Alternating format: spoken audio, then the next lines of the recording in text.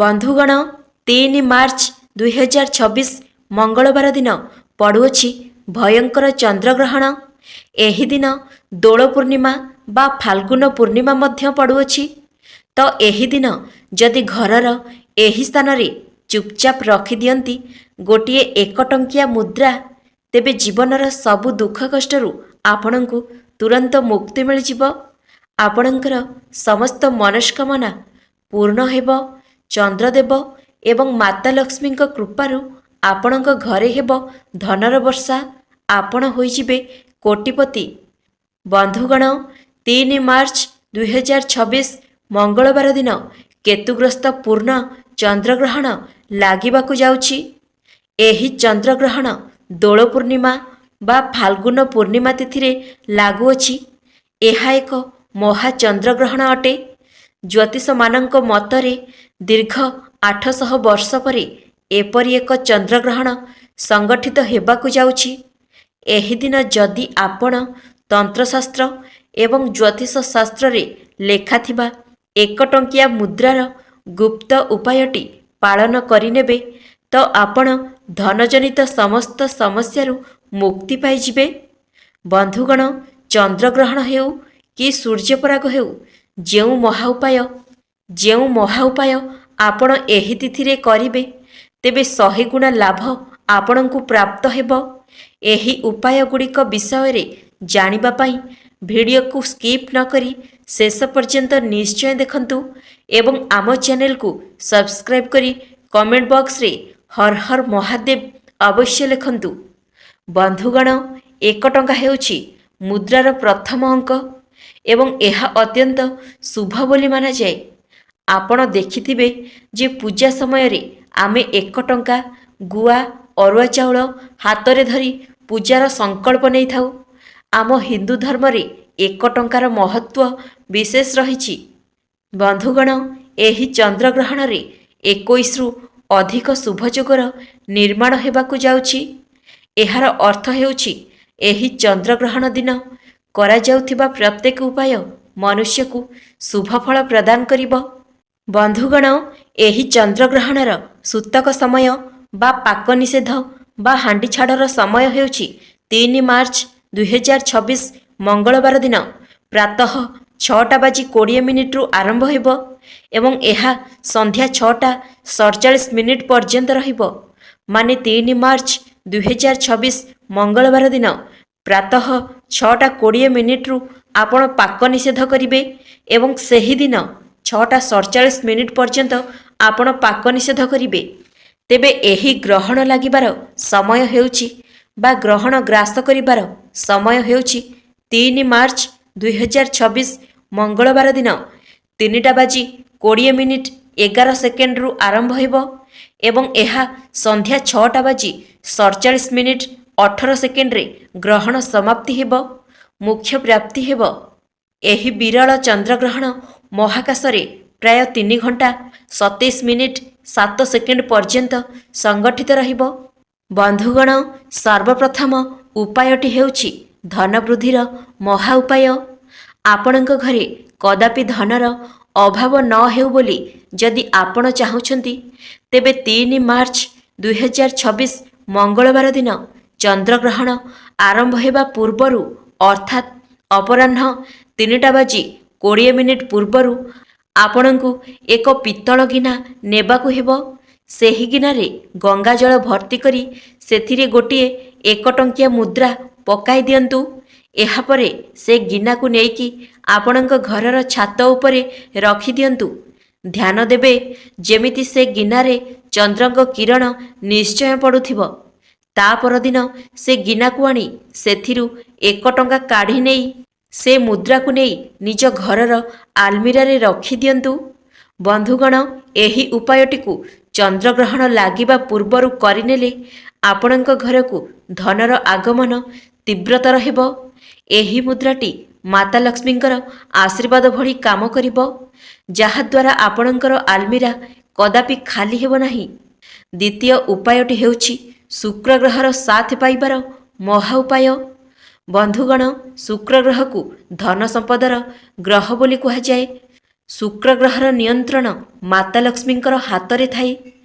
ଯେଉଁ ବ୍ୟକ୍ତିଙ୍କ କୁଣ୍ଡଳୀରେ ଶୁକ୍ରଗ୍ରହଟି ମଜବୁତ ଥାଏ ସେ ବ୍ୟକ୍ତି ଧନବାନ ହୋଇଥାନ୍ତି।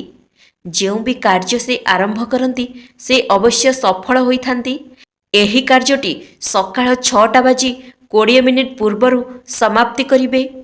ଆପଣ ଚନ୍ଦ୍ରଗ୍ରହଣ ଦିନ ସକାଳୁ ଉଠି ଗାଧୋଇ ସାରି ଆପଣ ନାଲି ରଙ୍ଗର ବସ୍ତ୍ର ପରିଧାନ କରିବେ।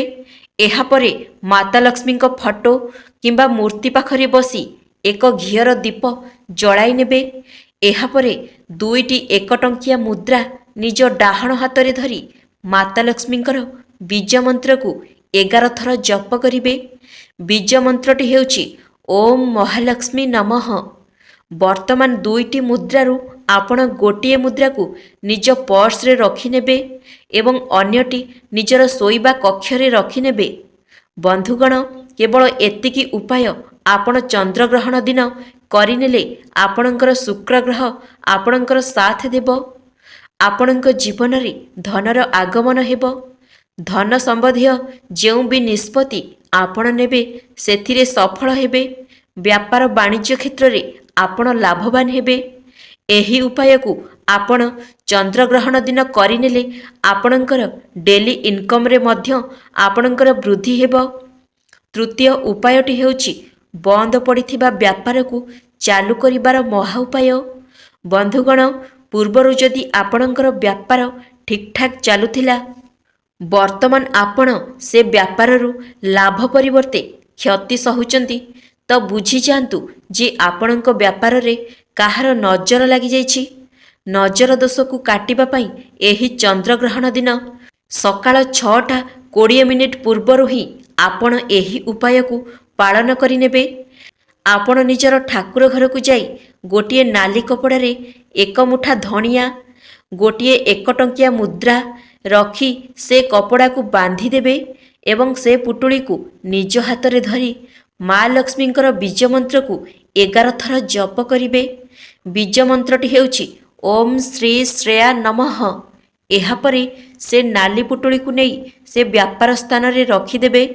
ଆପଣଙ୍କର ବ୍ୟାପାର ଉପରେ ଲାଗିଥିବା କୁଦୃଷ୍ଟିକୁ ଏହି ପୁଟୁଳି ନିଜ ଆଡ଼କୁ ଟାଣି ନେବ ଏବଂ ଆପଣଙ୍କ ବ୍ୟାପାର ପୁଣି ଥରେ ଲାଭ ହେବାକୁ ଲାଗିବ। ଚତୁର୍ଥ ଉପାୟଟି ହେଉଛି ଭାଗ୍ୟର ସାଥ ପାଇବାର ମହା ଉପାୟ। ଭାଗ୍ୟ ଏବଂ ନବଗ୍ରହର ସାଥ ଯଦି ଆପଣ ପାଇବାକୁ ଚାହୁଁଛନ୍ତି, ତେବେ ଚନ୍ଦ୍ରଗ୍ରହଣର ସନ୍ଧ୍ୟାରେ ଏହି ଉପାୟକୁ ନିଶ୍ଚୟ ପାଳନ କରନ୍ତୁ।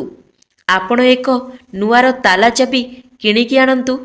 ଏହାପରେ ଏକ ଧଳା କପଡ଼ାରେ ସେ ତାଲା ଚାବି ଏବଂ 1 ଟଙ୍କିଆ ମୁଦ୍ରାକୁ ବାନ୍ଧି ସେ ପୁଟୁଳିକୁ ନେଇ ନିଜ ଘରର ଛାତ ଉପରେ ରଖିଦେଇ ଆସନ୍ତୁ।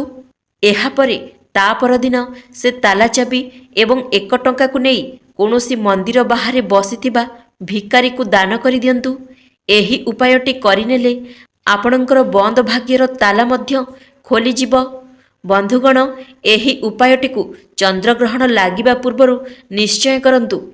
ପଞ୍ଚମ ଉପାୟଟି ହେଉଛି ମନସ୍କାମନା ପୂର୍ତ୍ତିର ମହା ଉପାୟ।